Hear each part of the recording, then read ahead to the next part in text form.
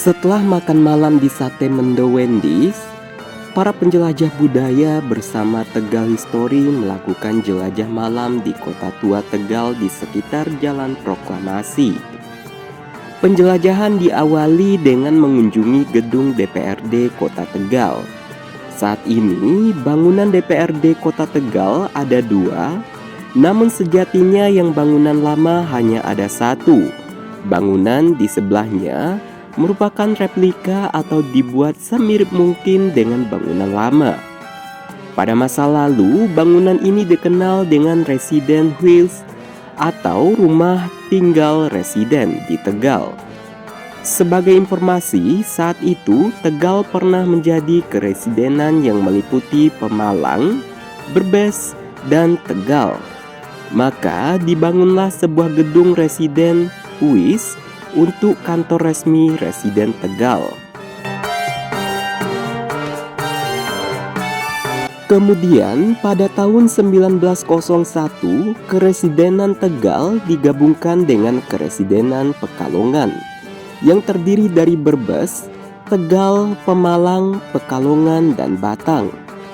Sejak itu, Tegal tidak jadi ibu kota keresidenan lagi dan dipindahkan ke Pekalongan, sehingga tidak dipimpin lagi oleh seorang residen. Kemudian Tegal hanya dipimpin oleh seorang asisten residen saja. Maka gedung residen HUIS berubah menjadi asisten residen HUIS Tegal, karena gedung tersebut untuk kantor asisten residen. Oh iya, setelah Indonesia merdeka, bangunan ini digunakan sebagai markas Pangkalan 4 Tegal.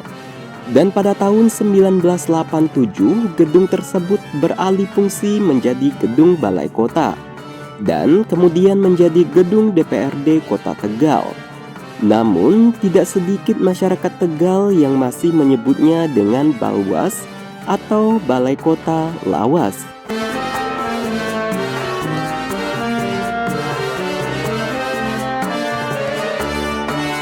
Tidak jauh dari gedung DPRD, para penjelajah budaya menuju ke gedung kantor pos di Jalan Proklamasi nomor 2 yang lokasinya persis di sudut jalan dari perempatan jalan. Gedung bersejarah ini sejak awal hingga saat ini mempunyai fungsi yang sama, yaitu sebagai kantor pos.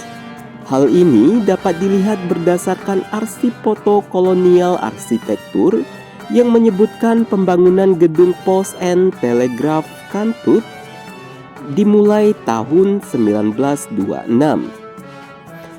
Beruntung kantor pos ini buka hingga pukul 22 waktu Indonesia Barat, sehingga rombongan komunitas jelajah budaya dapat melihat interior bangunan yang masih mempertahankan keasliannya, serta aktivitas pegawai kantor pos yang sedang bekerja.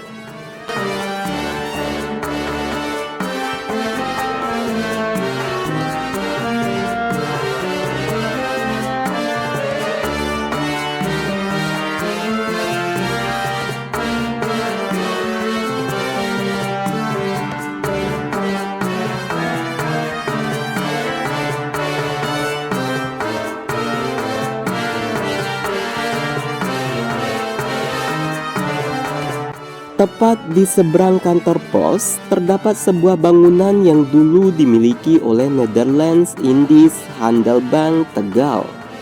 Keberadaan bangunan bersejarah ini menandakan bahwa Tegal di masa lalu sangat berperan penting dalam industri gula di Nusantara. Hal ini dapat dibuktikan dengan berdirinya Agen Salf NIHB di Tegal, sebuah lembaga perbankan yang didirikan pada 14 Juli 1863 di Amsterdam. Kemudian membuka cabang di Hindia Belanda dengan fokus utama dalam bidang pembiayaan perkebunan, dalam hal ini industri gula. Namun, ada hal yang berbeda dengan sejarah kepemilikan NIHB. Pasca Indonesia merdeka, di kota lainnya di Indonesia setelah proses nasionalisasi Handelsbank menjadi Bank Umum Negara atau BUNEK, lalu Bank Bumi Daya, Namun halnya gedung bersejarah di Kota Tegal setelah proses nasionalisasi menjadi Gedung Lanal TNI Angkatan Laut. Baik sahabat KJB, inilah jelajah malam komunitas jelajah budaya di Kota Tegal. Nantikan penjelajahan berikutnya yang masih di Tegal dan Brebes. Terima kasih dan sampai jumpa.